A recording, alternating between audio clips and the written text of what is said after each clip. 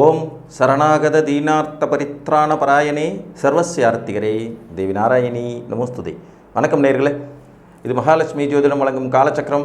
உங்கள் அன்பு ஜோதிடர் ஸ்ரீராம்ஜி பேசுகிறேன். அனைவரும் நலமுடன் இருக்கிறீர்களா? நன்றாகத்தான் இருப்பீர்கள், நன்றாக இருக்க வேண்டும். இன்றைய காணொளியில் நாம் காண இருப்பது 2025ஆம் ஆண்டு குரு பெயர்ச்சி பலன்கள் வரிசையிலே தனுசு ராசி. வரும் 2025ஆம் ஆண்டு மே மாதம் 11ஆம் தேதி திருக்கணித பஞ்சாங்கத்தின் அடிப்படையில் குரு பகவான் ரிஷப ராசியிலிருந்து மிதுன ராசிக்கு பயிற்சியாக இருக்கிறார். இந்த குரு பயிற்சி பலனில் தனுசு ராசி அன்பர்களுக்கு எத்தகைய சாதக பாதக பலன்கள் இருக்கும் அப்படிங்கிறத பார்க்கலாம். கோச்சார பலன்களுக்கு முதல்ல பெரிய முக்கியத்துவம் கொடுக்காதீங்க, அதையும் இந்த இடத்துல நான் உங்களுக்கு பதிவு பண்ணுறேன். இது ஒரு 10% வேலை செஞ்சதுனாலே பெரிய விஷயம்தான். உங்களுடைய அடிப்படை ஜாதகத்தின் வலு அடிப்படையிலேயே உங்களுடைய விதி தீர்மானிக்கப்பட்டிருக்குங்கிறத மறந்துடாதீங்க.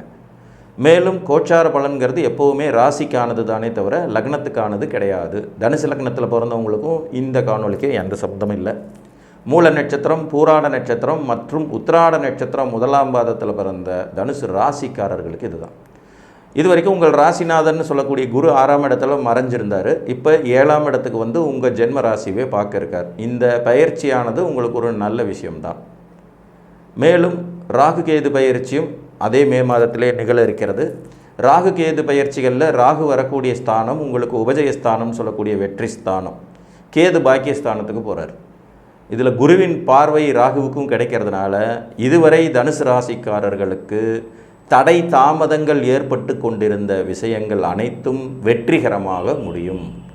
முயற்சிகள் ஸ்தானத்தை குரு பகவான் பார்க்கறதுனால உங்கள் முயற்சிகள் அனைத்தும் பலிதமாகும். வீடு கட்டுறதுக்கான முயற்சியா பலிதமாகும், வேலைக்கான முயற்சியா பலிதமாகும், உயர்கல்விக்கான முயற்சியா பலிதமாகும், திருமணத்திற்கான முயற்சியா பலிதமாகும், சொத்து சேர்ப்பதற்கான முயற்சியா பலிதமாகும், வெளிநாட்டுக்கு போகிறதுக்கான முயற்சியா பலிதமாகும், உதவிகள் கிடைக்கப் பெறுவீர்கள்.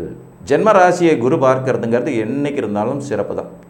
பொதுவாக ஸ்தானபல அடிப்படையில் பார்த்திங்கன்னா 2, 5, 7, 9 மற்றும் 11ஆம் இடத்துல கோச்சார குரு வர்றது சிறப்பு அப்படின்னு நம்ம மூல நூல்கள் சொல்லி வச்சுருக்கு.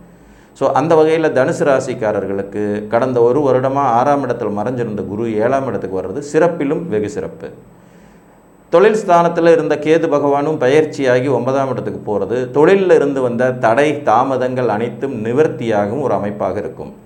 தன்னம்பிக்கை மிகுதியாக பெறுவீர்கள். ஒரு கான்ஃபிடென்ட் லெவல் உங்களுக்கு கூடும். இதுவரை நம்மளால் முடியாதுன்னு யோசிச்சுக்கிட்டு இருந்த விஷயங்களை இனி முடிப்பதற்கான சாத்தியக்கூறுகள் உண்டாகும். கூட்டு தொழிலில் ஆதாயம், கூட்டாளிகளால் லாபம், திருமண காரியங்களில் முன்னேற்றம், திருமண முயற்சிகள் கைகூடுதல், புத்திர சந்தான விருத்தி, பொருளாதார வளர்ச்சி அப்படிங்கிறது எல்லாமே இந்த குரு பயிற்சி உங்களுக்கு கொடுக்கக்கூடிய பலன் தான். சப்தம குருன்னு சொல்லக்கூடிய 7ஆம் இடத்து குரு பகவானின் பார்வை பரிபூர்ணமாக உங்கள் ராசி மேலே விழுகிறதுனால எடுத்து வைக்கும் ஒவ்வொரு அடியும் சிறப்பான வெற்றியை தரும். அதுலேயும் குரு பகவான் பார்க்கும் இடத்தின் மூலமாக பலவிதமான பலன்களை கொடுப்பார். அப்படிங்கிற அடிப்படையில் உங்கள் ஜென்ம ராசி மற்றும் உங்கள் ராசிக்கு 11ஆம் இடம், 3ஆம் இடம், இந்த 3 வீடுகளையுமே அவர் பார்க்குறார். அர்த்தாஷ்டம சனி அப்படின்னு சொல்லக்கூடிய 4ஆம் இடத்து சனியினுடைய தாக்கத்தை கூட இந்த குருவின் பார்வை நிவர்த்தி செய்துவிடும். உங்கள் ஜென்மராசியை குரு பார்க்கறதுனால அர்த்தாஷ்டம சனியினால் ஏற்படுற பாதிப்புகள் நீங்கும். 3ஆம் இடம் வெற்றி ஸ்தானத்தில் வரக்கூடிய ராகுவையும் குரு பார்க்கறதுனால வெற்றி மேல் வெற்றியை குவிக்கிறதுக்கு இந்த காலகட்டம் ரொம்ப மிகுதியான வளர்ச்சியை தரக்கூடிய காலமாக இருக்கும்.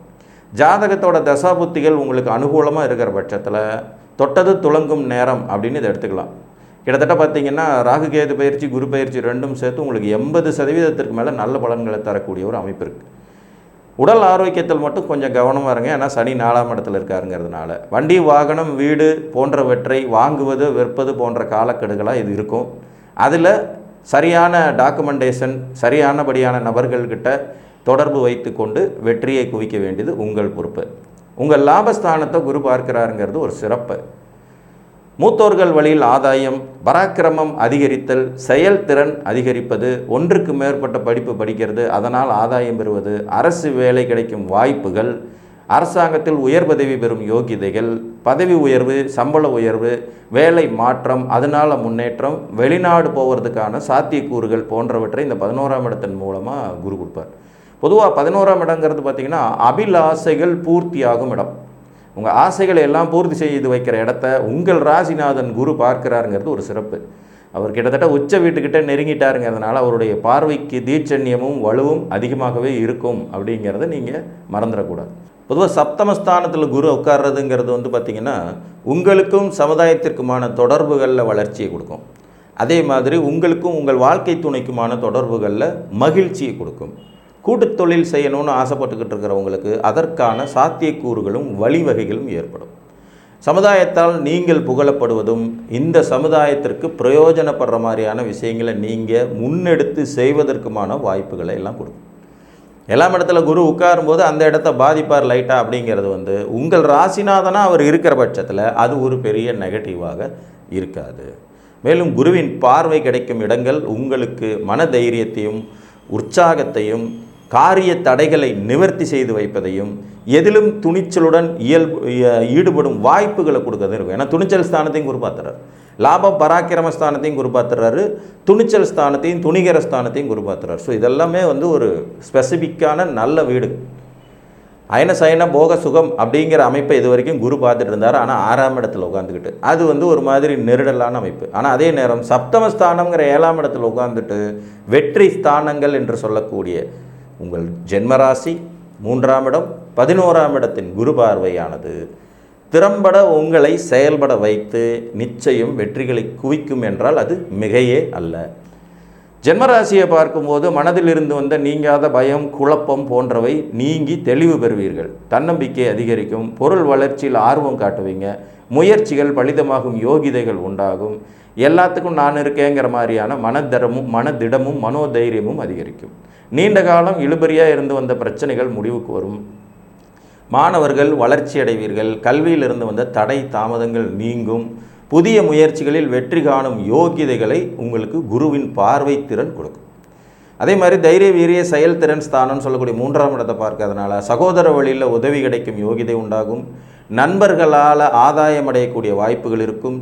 இளைய துணை ஏற்படும் விதி உண்டாகும். 11-3ங்கிறது மறு திருமண வாய்ப்பு குறிக்கக்கூடிய வீடுகள்ங்கிறனால ஃபஸ்ட் மேரேஜ் ஏதாவது காரணத்தினால உங்களுக்கு முடிவுக்கு வந்திருந்ததுன்னா 2வது திருமணத்திற்கான காலமாக இதை நீங்கள் எடுத்துக்கலாம். ஒப்பந்தங்களின் வாயிலாகவும் ஒப்பந்தங்களாலும் ஆதாயம் பெறும் யோகிதைகள் உண்டாகும். சிறு தூர பிரயாணம் வளர்ச்சியையும் முன்னேற்றத்தையும் தரும். நல்ல உதவியாட்கள் கிடைக்கப் பெறுவார்கள். எழுத்துப்பூர்வமான விஷயங்கள் உங்களுக்கு சாதகமாக முடிவதற்கான வாய்ப்புகள் உண்டு. நீண்ட காலம் இழுபறியில் இருந்து வந்த பிரச்சனைகள் முடிவுக்கு வரும். ஸோ இந்த குருவின் பார்வை பெறக்கூடிய இடம் பூராமே உங்களுக்கு வெற்றியை தரக்கூடிய வீடுகள்ங்கிறதுனால தனுசு ராசி அன்பர்களுக்கு உங்கள் ராசிநாதனான குருவின் இந்த பெயர்ச்சியானது மிகுந்த மன யோகத்தையும் சந்தோஷத்தையும் வளர்ச்சியையும் முன்னேற்றத்தையும் தரக்கூடிய ஒரு அமைப்பாகவே இருக்குது. இந்த வளர்ச்சி முன்னேற்றம் எல்லாமே நிச்சயமாக இருக்கும். அப்படிங்கிறதுனால நீங்கள் நார்மலாகவே பார்த்தீங்கன்னா உங்களுடைய ஜாதக தசாபுத்திகள் அனுகூலமாக இருக்காங்கிறத செக் பண்ணிக்கணும். இஷ்டதெய்வ வழிபாடு குலதெய்வ வழிபாடோடு குரு தட்சிணாமூர்த்தியை தொடர்ந்து வணங்கி வர வியாழக்கிழமையில் சுண்டல் மாலை அணிவித்து நெய் தீபம் போட்டு மஞ்சள் வஸ்திரம் சாஸ்தி பக்கத்தில் இருக்கிற சிவன் கோயிலில் இருக்கிற தென் பக்கம் பார்த்துருக்கிற தட்சிணாமூர்த்தி கும்பிட்டுவாங்க. வருஷத்தின் ஆரம்ப பகுதி அதாவது குரு பயிற்சி ஆன உடனே வந்து தென்குடி திட்டை அல்லது திருச்செந்தூர் ஒரு முறை போயிட்டு வர முடியும்னா போயிட்டு வாங்க. வளர்ச்சி மேல் வளர்ச்சி வெற்றி மேல் வெற்றி கிடைக்கும் யோகிதைகள் நிச்சயமாக உண்டாகும் என்று கூறி மீண்டும் ஒரு காணொலியில் உங்களை வந்து சந்திக்கும் வரை உங்களிடமிருந்து அன்புடன் விடைபெற்றுக் கொள்வது உங்கள் அன்பு ஜோதிடர் ஸ்ரீராம்ஜி. நன்றி, வணக்கம்.